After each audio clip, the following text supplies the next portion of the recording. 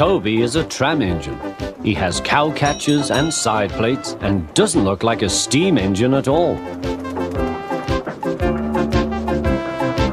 He takes trucks from farms and villages to the main line and is cheerful to everyone he meets.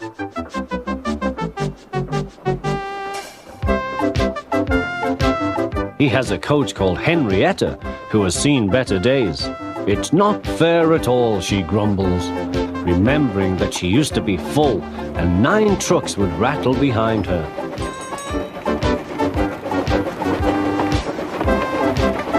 Now there are only 3 or 4, but the farms and factories send their goods mostly by lorry. Toby is always careful. The cars, buses and lorries often have accidents. Toby hasn't had an accident for years. But the buses are crowded and Henrietta is empty.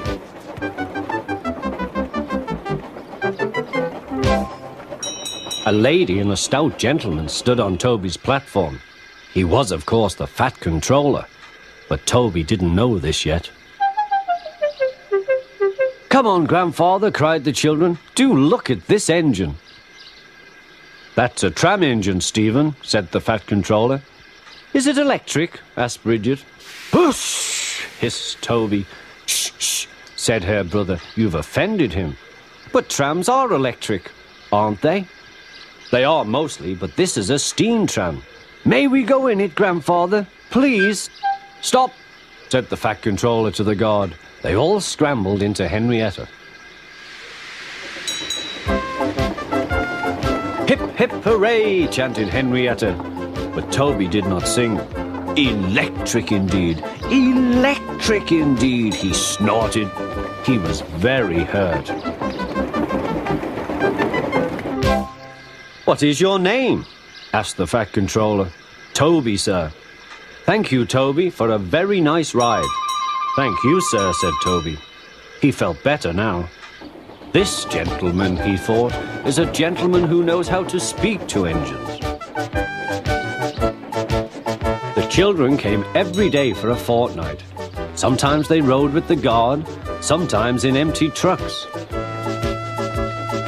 On the last day of all, the driver invited them into his cab. All were sorry when they had to go away.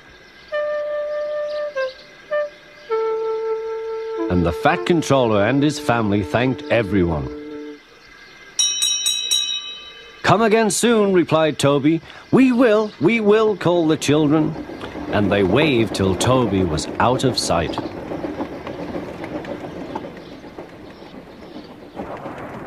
The months passed. Toby had few trucks and fewer passengers. "Our last day, Toby," said his driver one morning. "The manager says we must close tomorrow." That day, everyone wanted the chance of a last ride. The passengers joked and sang, but Toby and his driver wished they wouldn't.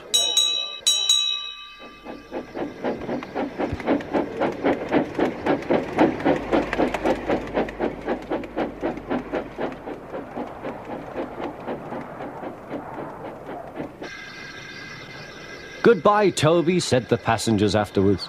"We are sorry your line is closing down." "So am I," said Toby. Nobody wants me, Toby thought, and went unhappily to sleep. Next morning, the shed was flung open, and he woke with a start to see his driver waving a piece of paper. "Wake up, Toby," they shouted, "and listen to this. It's a letter from the Stout gentleman." Toby listened but I mustn't tell you any more, or I shall spoil the next story.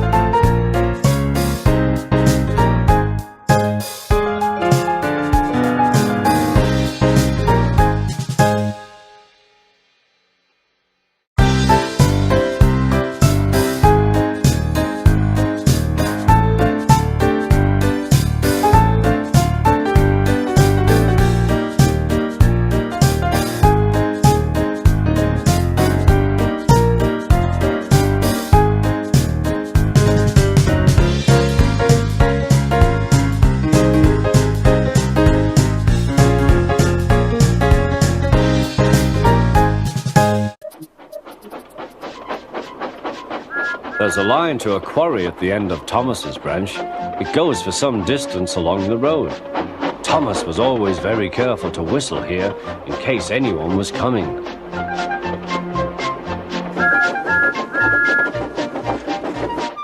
Early one morning, a large policeman was sitting close to the line. Thomas liked policemen. He had been a great friend of the constable who had just retired. Peep, peep, he whistled, "Good morning."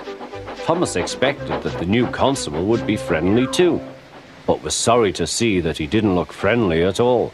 He was red in the face and very cross. "Disgraceful," he spluttered. "I didn't sleep a wink last night. It was so quiet, and now engines come whistling suddenly behind me." "I'm sorry, sir," said Thomas. "I only said good morning." A policeman pointed to Thomas. "Where's your cowcatcher?" he asked. "But I don't catch cows, sir." "Don't be funny," snapped the policeman. He looked at Thomas's wheels. No side plates either, and he wrote in his notebook, "Engines going on public roads must have their wheels covered and a cowcatcher in front to protect people and animals from being dragged under the wheels if they stray onto the line. You haven't, so you are dangerous." "Rubbish," said Thomas's driver. "We've been along here hundreds of times and never had an accident." "That makes it worse," the policeman answered. He wrote "regular lawbreaker" in his book. Thomas puffed sadly away.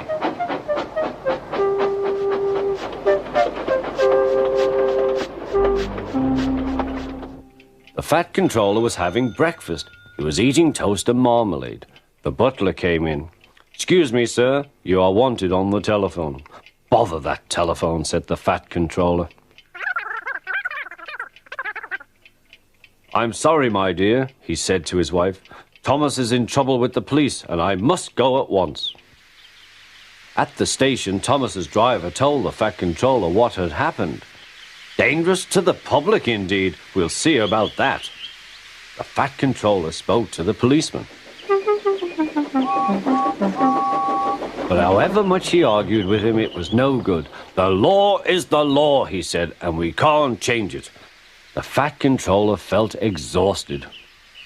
"I'm sorry, driver," he said. "It's no use arguing with policemen. We will have to make those cowcatcher things for Thomas, I suppose." "Everyone will laugh, sir," said Thomas. "They'll say I look like a tram." The fat controller stirred. Then he laughed. "Well done, Thomas. Why didn't I think of it before? We want a tram engine. When I was on my holiday, I met a nice little engine called Toby. He takes trucks from the farms, but the lorries are taking over most of his work and he needs a change. He has cowcatchers and side plates. I'll write to his controller at once."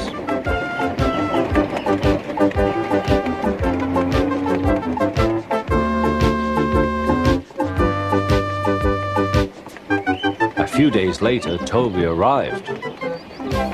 "That's a good engine," said the fat controller. "I see you've brought your coach, Henrietta." "You don't mind, do you, sir?" asked Toby. "The station master wanted to use her as a hen house, and that would never do." "No, indeed," said the fat controller. "We couldn't allow that."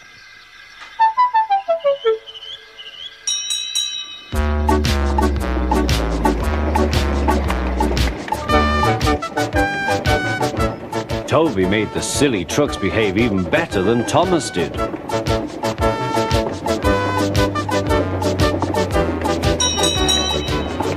Oi, you!